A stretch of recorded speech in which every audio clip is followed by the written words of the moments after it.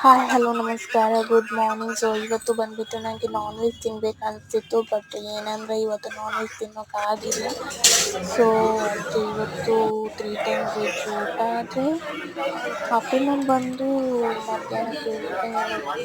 So ನನಗೆ ಇಲ್ಲಿ ತುಂಬ ಬೇಜಾರಾದ ವಿಷಯ ಏನೆಂದರೆ, ನಮ್ಮ ಸೈಡಲ್ಲಿ ಎಲ್ಲ ಕರಿ ಮತ್ತು ಪಾಯಸನ ಒಂದು ಕಪ್ಪಲ್ಲಿ ಹಾಕಿ ಕೊಡ್ತಾರೆ. ಕುಡಿಲಿಕ್ಕೆ ಪಾಯಸ ಕುಡಿಲಿಕ್ಕೆ ಚೆನ್ನಾಗಾಗುತ್ತೆ. ಬಟ್ ಇಲ್ಲಿ ಏನಂದರೆ ಸೈಡ್ ಡಿಶ್ ಥರ ಪಾಯಸವನ್ನು ಸೈಡಲ್ಲಿ ಹಾಕ್ಬಿಟ್ಟು, ನಾನು ಫಸ್ಟ್ ಅಂದ್ಕೊಂಡು ಏನಾದರೂ ಡಿಶ್ ಇರ್ಬೋದು ಸ್ಪೆಷಲ್ ಅಂತ, ಮತ್ತೆ ಗೊತ್ತಾಯ್ತು ಅದು ಪಾಯಸ ಅಂತ.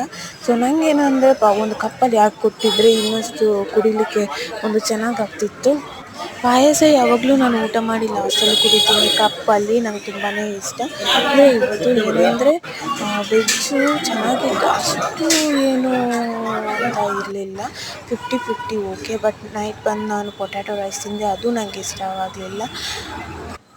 ನನಗೆ ಈಗ ಮತ್ತೆ ಅರ್ಥ ಆಯಿತು, ಇನ್ನೂ ನಾನು ಸೆಟ್ ಆಗೋಕ್ಕೆ ಮತ್ತೆ ಸ್ವಲ್ಪ ದಿನ ಹೋಗಬೇಕು ಅಂತ. ಸೊ ಇವತ್ತು ನಿಮ್ಮ ಮನೆಯಲ್ಲಿ ಏನು ಊಟಕ್ಕೆ, ತಿಂಡಿಗೆ, ಡಿನ್ನರ್ಗೆ ಏನು ಸ್ಪೆಷಲ್ ಅಂತ ಕಮೆಂಟ್ ಮಾಡಿ.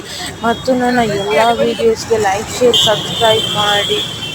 ನನ್ನ ಇನ್ಸ್ಟಾಗ್ರಾಮ್ ಐಡಿನ ಕೆಳಗೆ ಮೆನ್ಷನ್ ಮಾಡಿದ್ದೀನಿ, ಸಾಧ್ಯವಾದರೆ ಫಾಲೋ ಮಾಡಿಕೊಳ್ಳಿ. ಮತ್ತು ಇದು ಯಾವ ಪ್ಲೇಸ್ ಅಂತ ಕಮೆಂಟ್ ಮಾಡಿ. ನಿಮಗೆ ನೇರಳೆ ಹಣ್ಣು ಅಂದರೆ ಇಷ್ಟನಾ? ನಿಮ್ಮ ಊರಲ್ಲಿ ಎಷ್ಟು ರೇಟಿಗೆ ಸಿಗುತ್ತೆ?